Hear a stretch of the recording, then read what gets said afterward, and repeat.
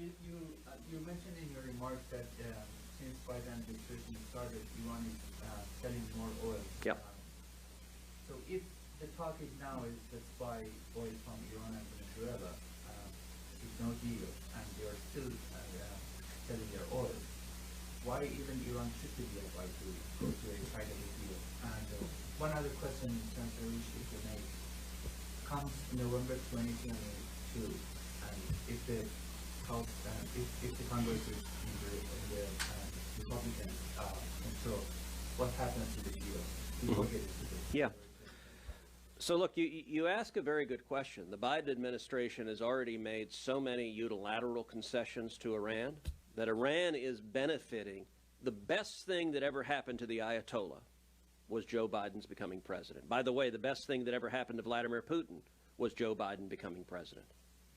And tragically, the best thing that ever happened to communist China was Joe Biden becoming president. All of our enemies are growing stronger.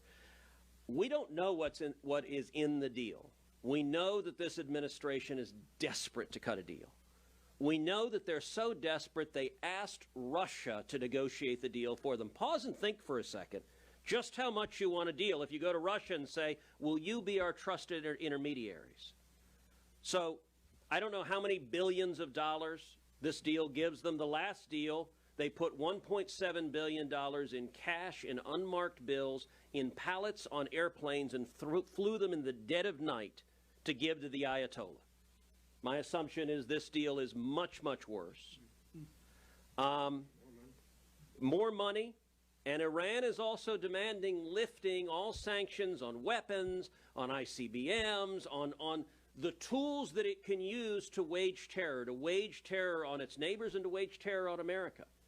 And apparently the Biden administration wants to be the #1 funder of Iranian terrorism. It makes no sense whatsoever. And the American people know that. And as bad as Iran is now, a nuclear Iran, they're one of two scenarios of a nuclear Iran. There is a chance, nobody knows how high the chance, but a real chance that a nuclear Iran would use a nuclear weapon. It's one of the few regimes on earth that might use a nuclear weapon. You think about most regimes. Kim Jong-un in North Korea is megalomaniacal and dangerous, but the one thing we know about him is he wants to stay in power, which means maybe some rational deterrence is possible.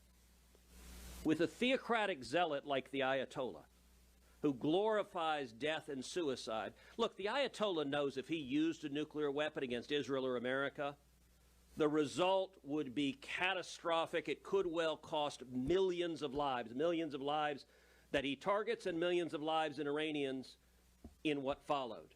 The problem with a theocratic religious zealot, he may be willing to make that exchange.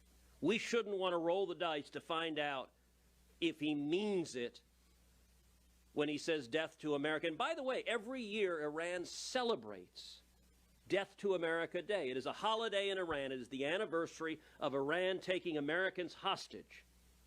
And they celebrate dancing in the streets.